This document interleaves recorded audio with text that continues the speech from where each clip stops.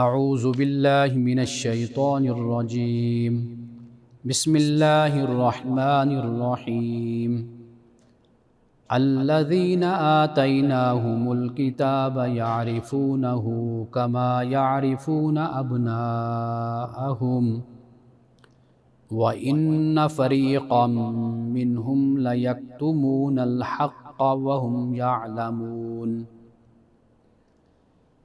الْحَقُّ مِنْ رَبِّكَ فَلَا تَكُونَنَّ مِنَ الْمُمْتَرِينَ صدق اللہ العظیم۔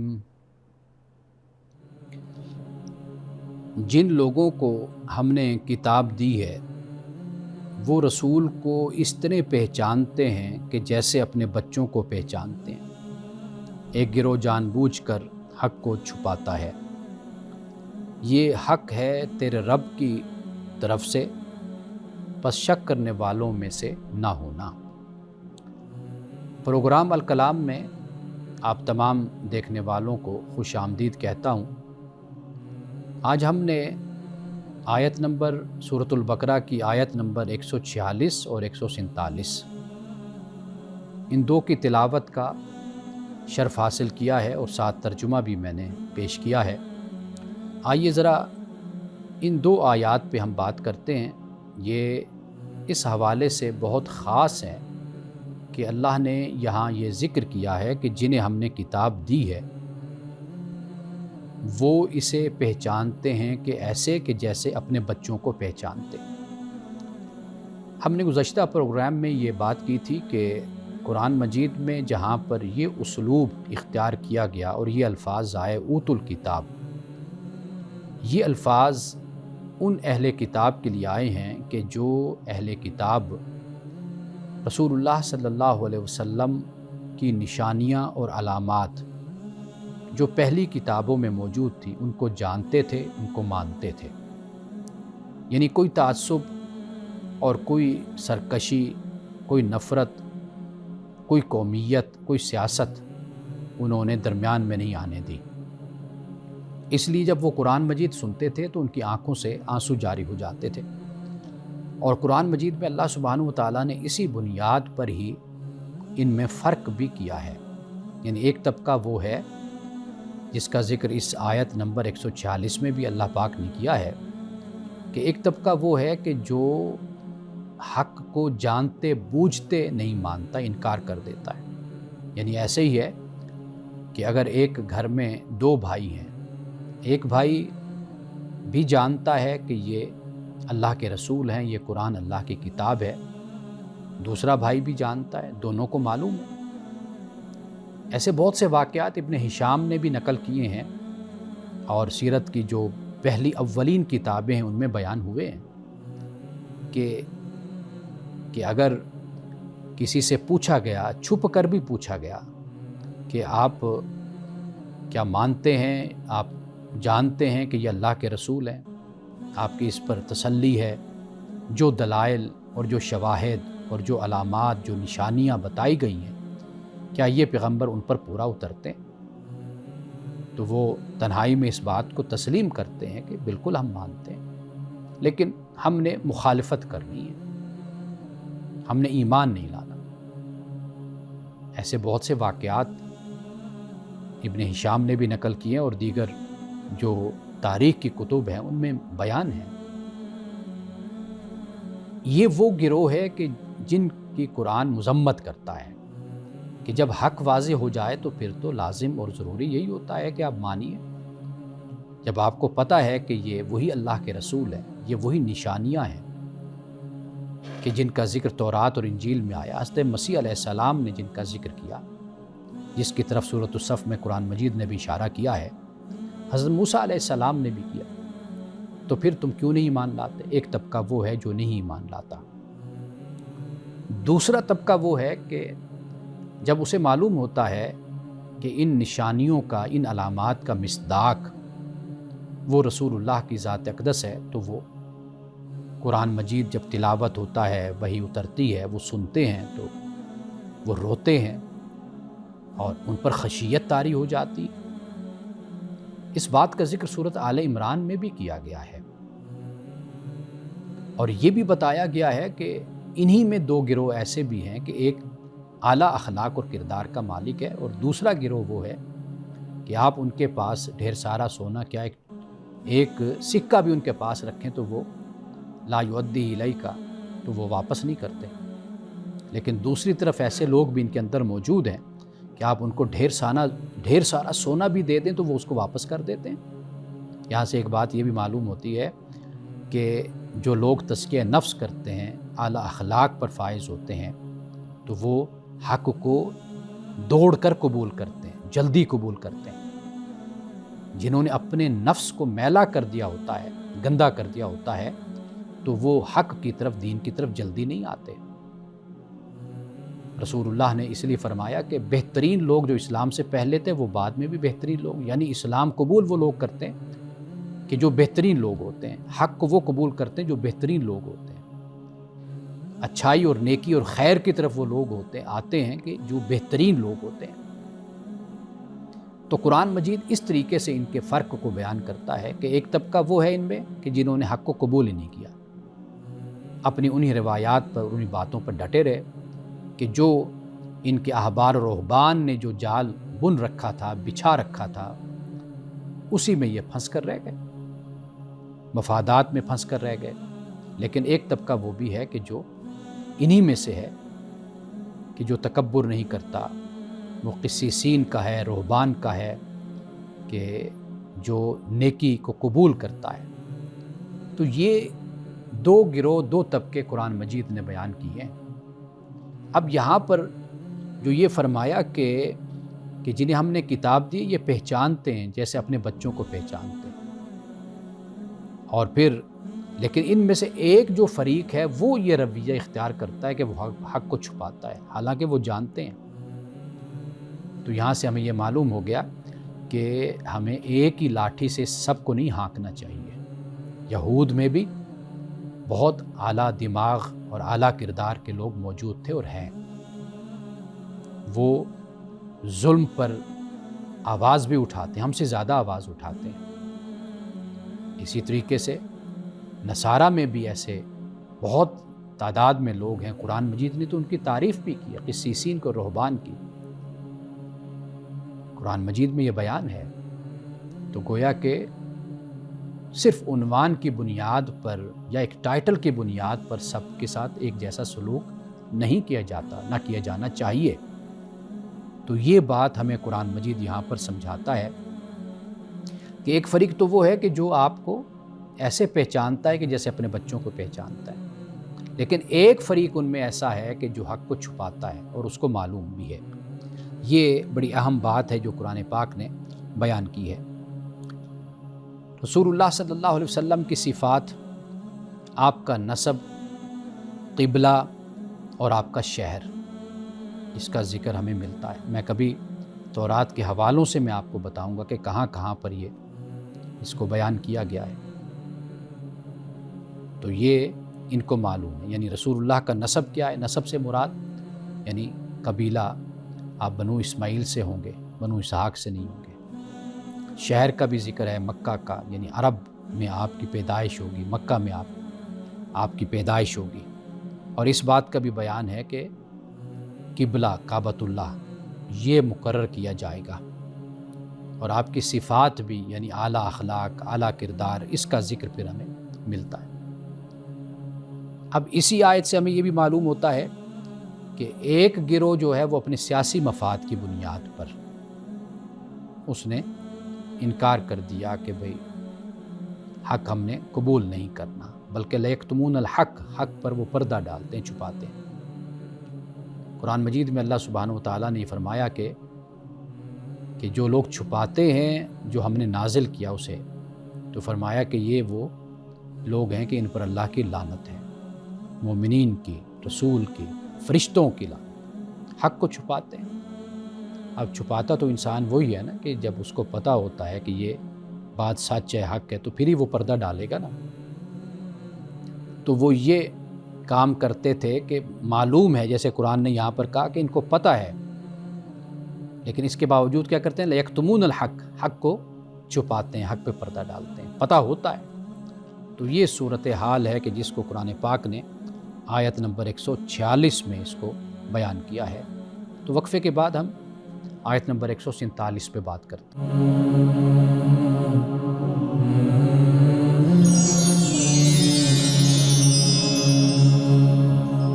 اب آئیے آیت نمبر 147 کی طرف، ذرا اس آیت پر بھی ہم بات کرتے ہیں۔ اگرچہ یہ آیت بڑی مختصر سی ہے، لیکن اس میں معانی کے، مفاہیم کے جو سمندر ہے وہ یہاں پر، یعنی کوزے میں جیسے کہا جاتا ہے نا کہ دریا یا سمندر بند ہے، تو یہاں پر ایک ہی آیت اللہ سبحانہ و تعالیٰ نے یہاں مختصر سی آیت آئی ہے۔ اب یوں کہہ لیجئے کہ جو پیچھے جو مضمون چل رہا ہے اس کو اب یہاں پر اپنے نتیجے پہ پہنچا دیا گیا ہے۔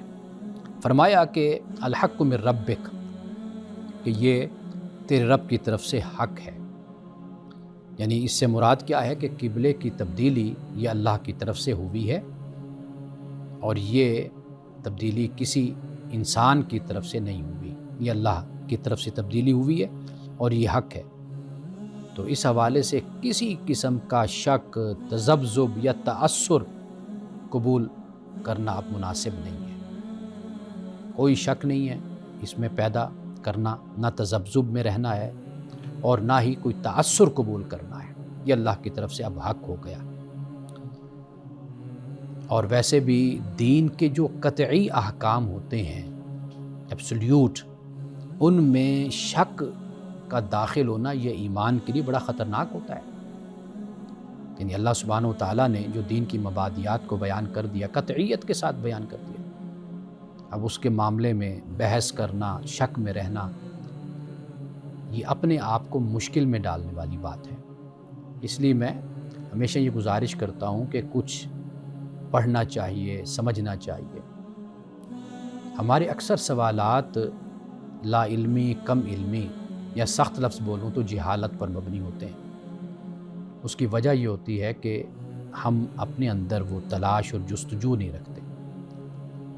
خیر، علماء کو، اسکالرز کو تو اپنے علم کے مطابق اور اپنی استعداد کے مطابق جواب تو دینا ہی ہے، لیکن یہ ہے کہ یہ جو محتاجی ہے، یہ جو غلامی ہے، اسی کی بنیاد پر پھر ہمارا جو معاملہ ہوتا ہے، ہم ایکسپلائٹ بھی ہوتے ہیں، ہمیں گمراہ بھی کیا جاتا ہے، چونکہ ہمارے پاس علم نہیں ہوتا۔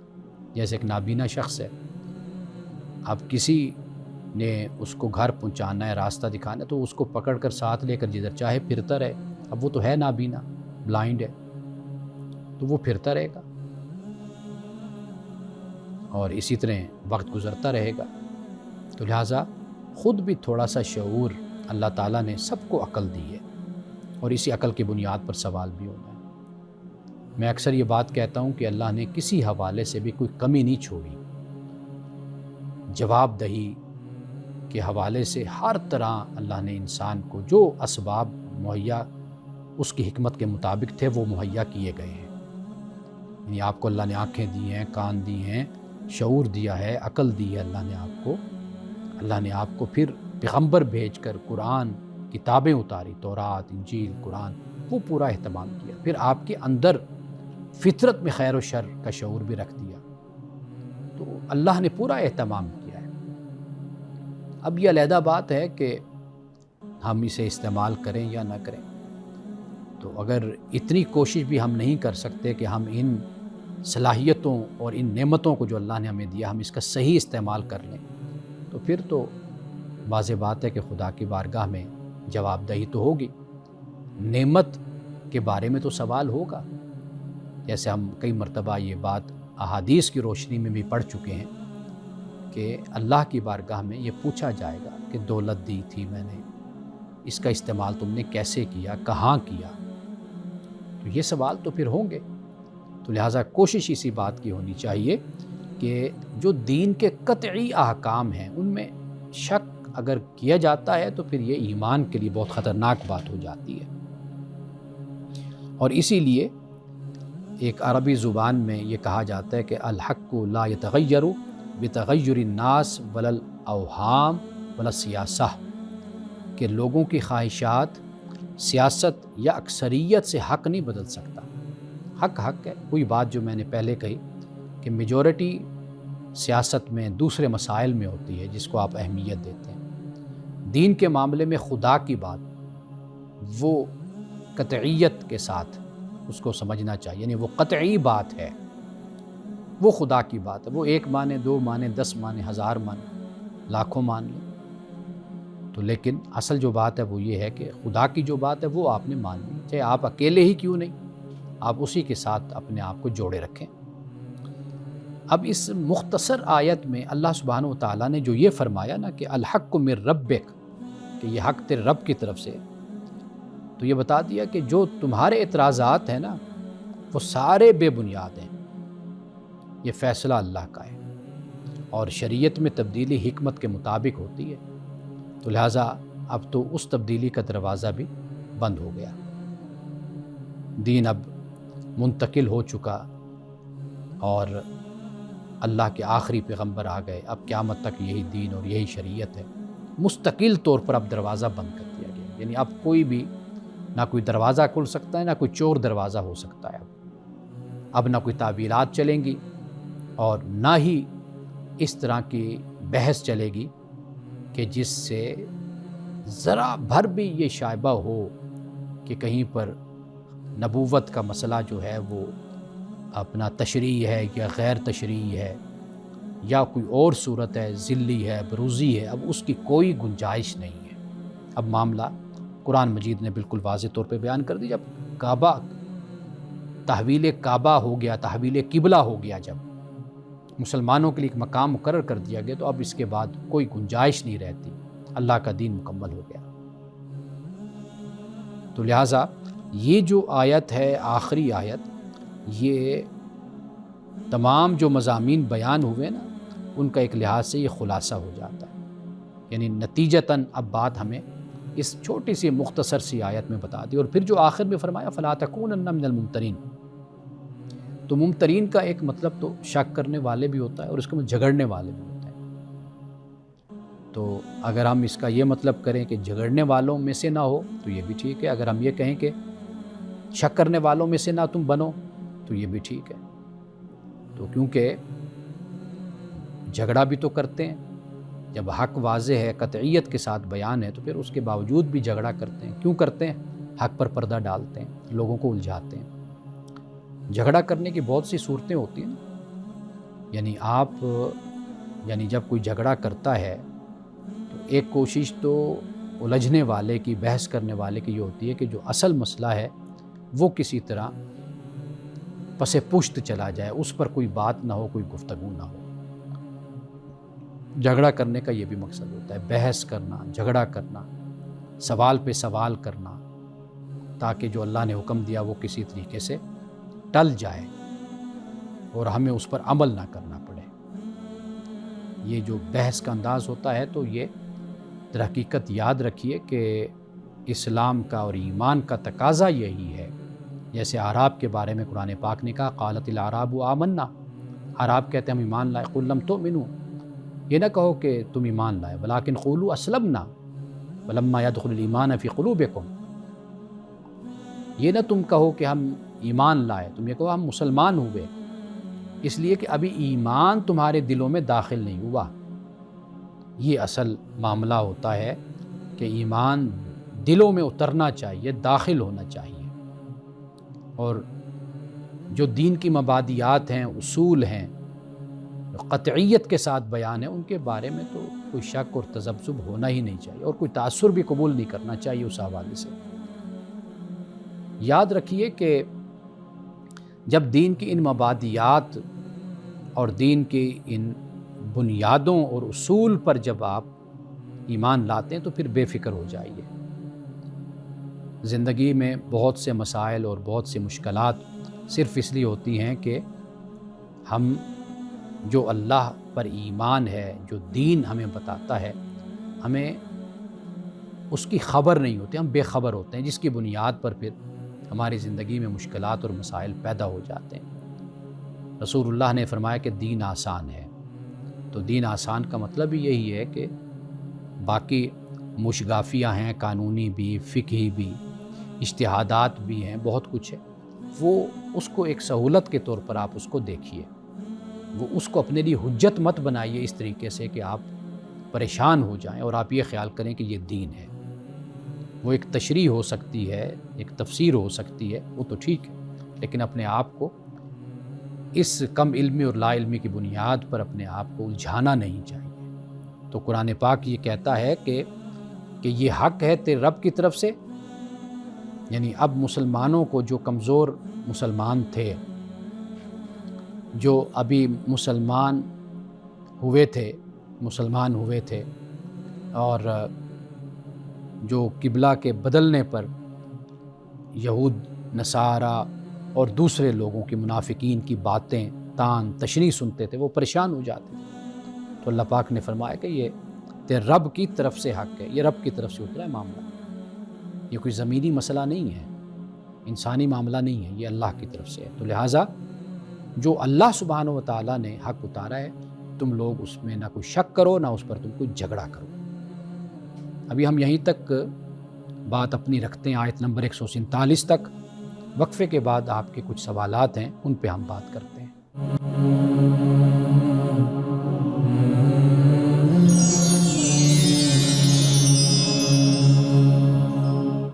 میرے محلے سے ایک نوجوان نے یہ سوال بھیجا ہے کہ وہ کہیں پر کسی خطیب کی تقریر سننے گئے تو وہاں پر وہ یہ بات بیان کر رہے تھے کہ ہر چیز اللہ کی تسبیح کرتی ہے، اور اونٹ تسبیح کرتا ہے اور شکر ادا کرتا ہے کہ تو نے مجھے اونٹ بنایا ہے، گدھا نہیں بنایا۔ پھر گدھا بھی اسی طرح تسبیح کرتا ہے اور پھر شکر ادا کرتا ہے، کہتا ہے کہ تو نے مجھے کتا نہیں بنایا۔ کتا پھر یہی کہتا ہے، تسبیح بھی کرتا ہے، شکر ادا کرتا ہے کہ تو نے مجھے خنزیر نہیں بنایا۔ اور خنزیر پھر یہ شکر ادا کرتا ہے اور کہتا ہے، تسبیح بھی کرتا ہے اور شکر ادا کرتا ہے کہ تو نے مجھے بے نمازی نہیں بنایا۔ تو وہ پوچھ رہے ہیں کہ یہ بے نمازی کے حوالے سے جو ایک حدیث کہہ کر بیان کی جاتی ہے کہ یہ رسول اللہ کا ارشاد ہے، روایت ہے، تو یہ کیا ایسے ہے یہ بات؟ اس کی حقیقت اصل میں کیا ہے؟ دیکھیے، قرآن مجید میں تسبیح کے حوالے سے یہ بیان ہے کہ ہر شے تسبیح کرتی ہے، ایک مقام نہیں، کئی مقامات ہیں جہاں پہ اللہ نے اس بات کو بیان کیا۔ حدیث میں بھی آتا ہے کہ چونٹیاں جون سی ہیں وہ بھی تسبیح کرتی ہیں، اس کا ذکر بخاری میں ہے۔ تو تسبیح کا ذکر تو ہے، تسبیح کرتے ہیں۔ اب جو نماز کی اہمیت اور فضیلت کو اس طرح اجاگر کیا جا رہا ہے، قرآن مجید میں بھی نماز کی فضیلت کو اور اہمیت کو بیان کیا گیا، حدیث میں بھی بیان کیا گیا، جیسے بین الرجل و بین شرک یا بالکفر ترک الصلاۃ، کہ جو مسلمان کی جو نشانی ہے وہ نماز ہے، یعنی یہ مسلمان، یعنی مسلم میں اور غیر مسلم میں اور دوسرے مذاہب کے لوگوں میں جو چیز فرق کرتی ہے وہ نماز ہے۔ ایسی بہت سی احادیث اور روایات ہمیں ملتی ہیں، لیکن یہ جو روایت ہے یہ کسی مستند ماخذ میں یہ موجود نہیں ہے، بلکہ اس کا جو متن ہے وہی منکر ہے۔ اور پھر یہ ہے کہ ایک مسلمان کو کہ اس کو کتے اور خنزیر سے بھی اس کو بدتر بتایا جا رہا ہے، کہا جا رہا ہے۔ تو یہ تو یعنی ایسی کوئی روایت نہیں ہے اور نہ کوئی مستند اس کا کوئی حوالہ موجود ہے، یعنی آپ یوں کہہ سکتے ہیں کہ یہ ایک من گھڑت اور ایک موضوع روایت ہے۔ تو اس لیے ہمیں چاہیے کہ قرآن اور حدیث سے جو نماز کی اہمیت اور نماز کو چھوڑنے پر جو صحیح بات، صحیح حوالے موجود ہیں، ہمیں ان کو نقل کرنا چاہیے اور ایسی روایات کی طرف ہمیں نہیں جانا چاہیے۔ بدقسمتی ہے ہماری کہ ایک طرف تو مستند ماخذ موجود ہے، حوالے بھی موجود ہیں، معلوم نہیں ہے کہ کیوں نہیں ان حوالوں کو نقل کیا جاتا، ان کو کیوں نہیں پڑھا جاتا، ان کو کیوں نہیں بیان کیا جاتا۔ یہ بھی شاید علمی زوال ہے، علمی پستی ہے کہ ہمارے لوگ جو منبر پر بیٹھتے ہیں، جلسوں میں جاتے ہیں اور انہیں بڑا علامہ کہا جاتا ہے اور بڑے خطیب ہوتے ہیں وہ، لیکن ایسی کمزور اور غیر مستند اور ضعیف اور موضوع من گھڑت باتیں بیان کرتے ہیں۔ اس سے کیا ہوتا ہے؟ جو اصل قرآن ہے، جو رسول اللہ کی احادیث ہے، ان کو بیان کیا جانا چاہیے۔ اب ایک اور سوال ہے کہ قصاب گوشت تولنے کے بعد ہم نے دیکھا ہے کہ جب ہم گوشت لینے جاتے ہیں تو ہم اسے مثال کے طور پر کہتے ہیں کہ 1 کلو دے دو، تو وہ گوشت کی بوٹیاں کرتا ہے، پھر اس میں سے جو ہڈیاں ہوتی ہیں، چھچھڑے ہوتے ہیں، ان کو علیحدہ کر کے وہ پھینک دیتا ہے۔ اب سوال یہ ہے کیا کہ ہم نے تو کلو کہا لیکن اس میں سے پاؤ آدھ پاؤ کم ہو گیا، تو کیا یہ طریقہ جو قصاب کا ہے کیا یہ جائز ہے؟ اگر یہ گوشت کا حصہ ہے تو پھر پھینکا کیوں جاتا ہے؟ اگر حصہ نہیں تو پھر اس کی قیمت کیوں وصول کی جاتی ہے؟ یا تو یہ ہے کہ ساتھ دیا جائے، یا پھر یہ ہے کہ کم از کم اتنی قیمت کم کر لی جائے۔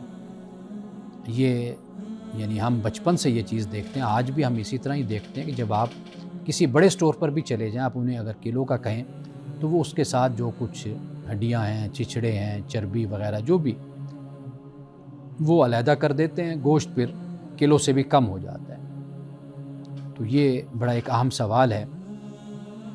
دیکھیے، پہلی بات تو یہ کہ خریدار کو اس کا علم ہوتا ہے، اسے پتہ ہے کہ یہ سب کچھ کرنے کے بعد وزن کم ہوگا، وہ اس پر راضی ہوتا ہے، جانتا ہے اس بات کو، اور یہ مارکیٹ کا بھی مروج طریقہ ہے، یعنی میں، آپ، زید، عمر، بکر، سب کو پتہ ہے مارکیٹ کا یہ طریقہ ہے، لہٰذا اس میں کوئی حرج نہیں ہے، یہ جائز ہے، اس طریقے سے کیا جا سکتا ہے۔ ہاں، اگر قصاب گاہک سے، کسٹمر سے بالکل خالص گوشت کے پیسے لے، یعنی وہ یہ کہے کہ بھئی 1 کلو گوشت ہے، اس میں نہ ہڈی، نہ چربی، نہ چھچھڑے، کچھ نہیں، آپ اتنے پیسے ادا کر دیں، میں آپ کو 1 کلو پورا دے دیتا ہوں۔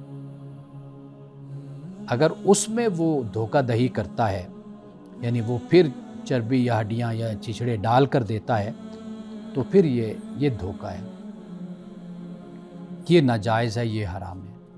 تو لہٰذا ایک معروف ہوتا ہے نا، عرف ہوتا ہے، یعنی معاشرے میں کاروبار، تجارت، مارکیٹ، بازار میں ایک طریقہ چل رہا ہے اور یہ طے شدہ طریقہ ہے، سب اس کو جانتے ہیں، اس کو مانتے ہیں اور اسی کے مطابق چل رہے ہیں، تو لہٰذا یہ حرام نہیں ہے۔ حرام تب ہوگا کہ جب ایک بات طے کر لی جائے اور پھر اس میں دھوکہ دیا جائے، تو یہ پھر ہم اس کو کہتے ہیں کہ یہ ناجائز ہے، یہ حرام ہے۔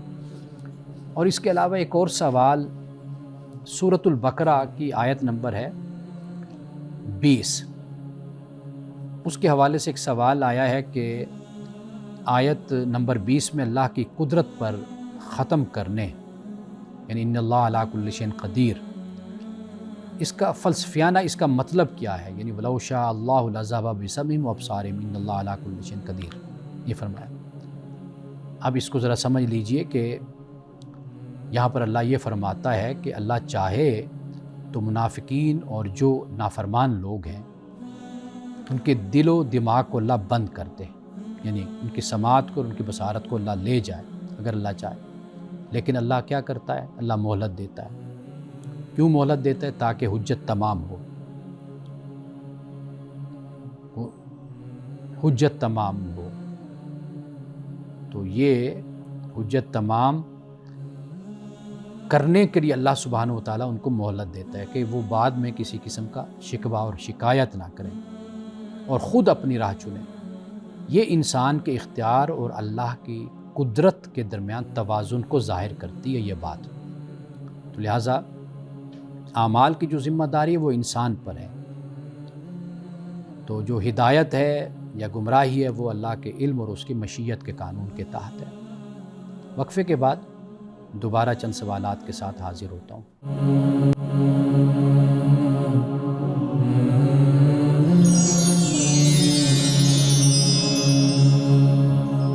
ایک بہت ہی اہم سوال ہے نوجوانوں کے حوالے سے۔ اس سوال کو بیان کرنے سے پہلے میں یہ عرض کرتا چلوں کہ ایسے سوالات پوچھنے میں شرم نہیں کی جانی چاہیے، ضرور پوچھنا چاہیے۔ جس طرح ہم ڈاکٹر کے پاس جاتے ہیں، جب تک ہم اپنی مرض، اپنی بیماری ڈاکٹر کو نہیں بتائیں گے تو وہ اس کے مطابق ہمیں علاج بھی نہیں کرے گا اور ہمیں جواب بھی نہیں دے پائے گا۔ تو یہ کچھ باتیں ایسی ہوتی ہیں کہ ضروری ہوتی ہیں کہ ان کا ذکر کیا جائے تاکہ ہماری اصلاح ہو۔ جیسے مثال کے طور پر دیکھیے، ہمارے نوجوان پاکی ناپاکی کو نہیں جانتے، وضو کے مسائل سے یا وضو سے واقف نہیں ہوتے، غسل سے واقف نہیں ہوتے کہ یہ کب فرض ہوتا ہے، کب لازم ہوتا ہے۔ ایسے بہت سے مسائل ہوتے ہیں، تو لیکن ان مسائل کو حکمت کے ساتھ اور سنجیدگی کے ساتھ اور جتنی ضرورت ہو، جتنا احتیاج ہو، اس کے مطابق ضرور بیان کیا جانا چاہیے۔ تو آئیے اب سوال کی طرف، وہ یہ ہے کہ یہ جسے استمناء بالید کہا جاتا ہے، ماسٹربیشن کہا جاتا ہے، اس کے بارے میں پوچھا گیا ہے کہ مذہب اس حوالے سے ہماری کیا رہنمائی کرتا ہے۔ دیکھیے، قرآن مجید میں اس کی حرمت پہ کوئی واضح، کوئی صریح آیت موجود نہیں ہے، اور حدیث میں بھی، یعنی صحیح جس سے حدیث کہا جاتا ہے، اس میں بھی کوئی ممانعت ہمیں نہیں ملتی۔ اور جہاں یہ کہا گیا ہے کہ فرج کی حفاظت، یعنی اپنی موڈیسٹی کی، تو اس کا تعلق جب ہم پڑھتے ہیں قرآن مجید میں، حدیث میں، تو وہ زنا سے اس کا تعلق بنتا ہے، یعنی مرد اور عورت کا ایکسٹرا میریٹل ریلیشن جس کو کہا جاتا ہے، وہ اس سے اس کا تعلق بنتا ہے۔ تو لہٰذا قرآن مجید میں تو نہ احادیث صحیحہ میں اس کا ہمیں کوئی ممانعت کا کوئی ذکر ہمیں ملتا ہے۔ قرآن مجید کی ایک آیت ہے، وہاں سے ہمارے علماء نے استنباط کیا ہے، ڈیرائیو کیا ہے۔ سورۃ المومنون قرآن مجید کی آیت نمبر 23 ہے، سورت نمبر 23 ہے اور آیت نمبر 7 ہے۔ اگر آپ اس کا مطالعہ کریں تو وہاں پہ اللہ سبحانہ وتعالیٰ نے فرمایا کہ والذین هم لفروجہم حافظون، کہ جو اپنی فروج کی حفاظت کرنے والے ہیں، لیکن الا علی ازواجہم او ما ملکت ایمانہم، یعنی یہ جو حفاظت ہے یہ بیویوں کے ساتھ، یعنی یہ جائز ہے یہ تعلق۔ اور اسی طرح اس وقت چونکہ لونڈیوں کا بھی تصور تھا تو لہٰذا لونڈیوں کا بھی ذکر ہو گیا۔ بعد میں پھر یہ جو انسٹیٹیوٹ ہے، یہ ادارہ، پھر یہ آہستہ آہستہ ختم ہو گیا۔ فإنہم غیر ملومین، تو فرمایا کہ یہ ملامت کیے ہوئے نہیں ہیں، یعنی یہ نقطہ سمجھ لیجئے، بیویوں کے ساتھ کہا کہ بھئی فروج کی حفاظت، ایکسٹرا میریٹل جو ہے معاملہ، اس میں فروج کی حفاظت ہونی چاہیے، موڈیسٹی کی حفاظت ہونی چاہیے، عفت کی، عصمت کی، لیکن بیویوں کے ساتھ یہ تعلق قائم کیا جا سکتا ہے۔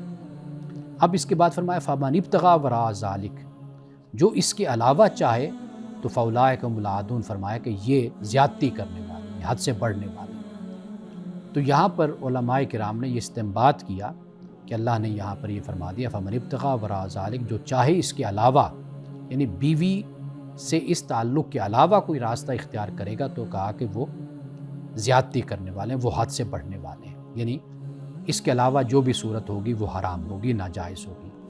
یہ علماء نے یہاں سے استنباط کیا ہے۔ اب اس کے علاوہ جو صورتیں بنتی ہیں اس پر جو اتفاق ہے، زنا پر اتفاق ہے، قوم لوط کا جو عمل ہے یعنی ہوموسیکسوالٹی، اس پر بھی اتفاق ہے کہ یہ حرام ہے۔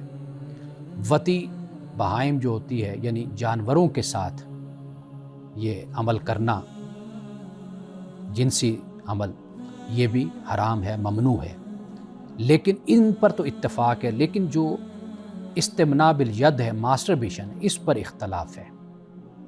اختلاف کی بنیاد کیا ہے کہ اس کی صورت بالکل مختلف ہو جاتی ہے۔